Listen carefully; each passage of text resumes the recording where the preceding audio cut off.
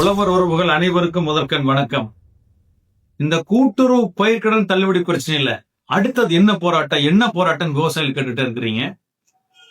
கடந்த ஆகஸ்ட் 20ஆம் தேதி திருச்சியில 15க்கு மேற்பட்ட விவசாய சங்கங்கள் ஒன்று கூடி செப்டம்பர் 1ஆம் தேதியிலிருந்து வருகிற செவ்வாய்க்கிழமைங்க சென்னையில எழும்பூர் ராஜரத்னம் ஸ்டேடியத்தின் முன்பு போராட்டத்துக்கு ஒதுக்கப்பட்ட இடத்துல கோரிக்கை நிறைவேறும் வரை காலவரையற்ற உண்ணாவிரத போராட்டமும் தொடர் காத்திருப்பு போராட்டம் நடைபெற இருக்கிறது.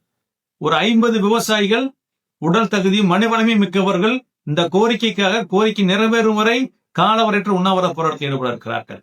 அவர்களுக்கு ஆதரவாக 1000க்கும் மேற்பட்ட விவசாயிகள் தொடர்ச்சியாக அங்கு காத்திருப்பு போராட்டத்தில் ஈடுபட இருக்கிறார்கள். போராட்டம் நீடிக்கும், கோரிக்கை நிறைவேறும் வரை சென்னையில நடக்கும். ஏன்னு பாத்தீங்கன்னா, தேர்தலுக்கு முன்னாடி தாவக தேர்தல் வாக்குறுதி கொடுத்தாங்க, விவசாயிகள் வாக்குகளை பெற்றாங்க, ஆட்சிக்கு வந்தாங்க. வந்ததுக்கு அப்புறம் சொன்னது செய்யல, ஏமாத்தினாங்க. ஏமாத்தினதுக்கு அப்புறம் நம்ம எல்லாரும் கூட்டுறவு சங்க அளவுல, வட்ட அளவுல, மாவட்ட அளவுல, மாநில அளவுல மிகப்பெரிய போராட்டங்கள் எல்லாம் நம்ம நடத்தணும். எல்லா விவசாய சங்கங்களும் இந்த போராட்டத்தை நடத்தினாங்க.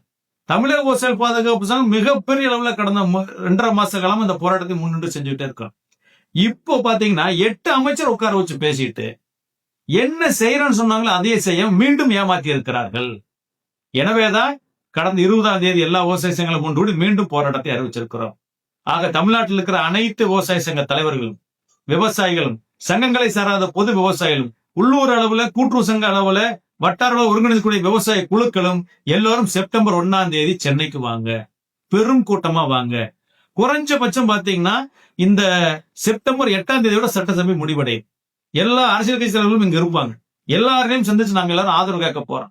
ஆக எல்லோரும் வந்து ஒரு வார காலத்துக்கு இங்க தங்குற ஏற்பாட்டோடு வாங்க.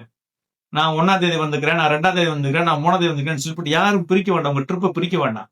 பெரும் கூட்டம் தேவையில்லை, உண்ணாவிரத்தில் உட்கார கூட மாட்டாங்க. காவல்துறை கைது கொண்டு மண்டபத்தில் வச்சிருவாங்க. ஆக காவல்துறை நம்மளை கைது செய்யலாம், அங்க உண்ணாவிரதம் தொடரும், காத்திருப்பு போராட்டம் தொடரும். சாயங்காலம் விட்டாங்கன்னா மீண்டும் அதே இடத்துல வந்து உட்காருவோம். அரசாங்கம் வந்து நம்ம கோரிக்கையை வந்து நிறைவேற்ற வரைக்கும் இந்த போராட்டம் ஒத்துழையாமை இயக்கம் தொடரும். காந்தி வழியில ஒரு ஒத்துழையாமை இயக்கத்தை, ஒரு காலவற்ற உண்ணாவிரத போராட்டத்தையும், ஒரு தொடர் காத்திருப்பு போராட்டத்தையும் இப்ப 15க்கும் மேற்பட்ட விவசாய சங்கங்கள் அறிவிச்சு இப்ப 20 சங்கங்களுக்கு மேல போயிட்டு இருக்கு. எல்லா சங்கங்களும் இணைஞ்சிட்டு இருக்கிறாங்க. பேசி எல்லா சங்கங்களும் நாங்கள் இணைத்துக் கொண்டிருக்கிறோம். இதுல தமிழக விவசாய பாதுகாப்பு சங்கம் மிக மிக முக்கிய பங்கு வகிக்கிறது. எனவே பாத்தீங்கன்னா 50,000 ரூபாய் 70,000 ரூபாய் ஆக்கணும், 5,000 35,000 ரூபாய் ஆக்கணும். ஆக போராடி கண்டிப்பாக இந்த போராட்டம் வீண் போகல, நம்மளுக்கு நல்ல முன்னேற்றத்தை கொடுத்திருக்கிறது. விவசாயிகளுடைய சங்கங்களை நல்ல ஒற்றுமை உருவாக்கி இருக்கிறது. எனவே தமிழ்நாட்டில் இருக்கிற அனைத்து விவசாயிகளும் சங்க தலைவர்களும் பெருந்திரளாக சென்னைக்கு வர வேண்டும், கூட்டத்தோடு வர வேண்டும். வந்து தங்குறதுக்கான ஏற்பாடுகள் நீங்களே பாத்துங்கன்னா, அத்தனை பேருக்கு நாங்க ஏற்பாடு பண்ண முடியாது.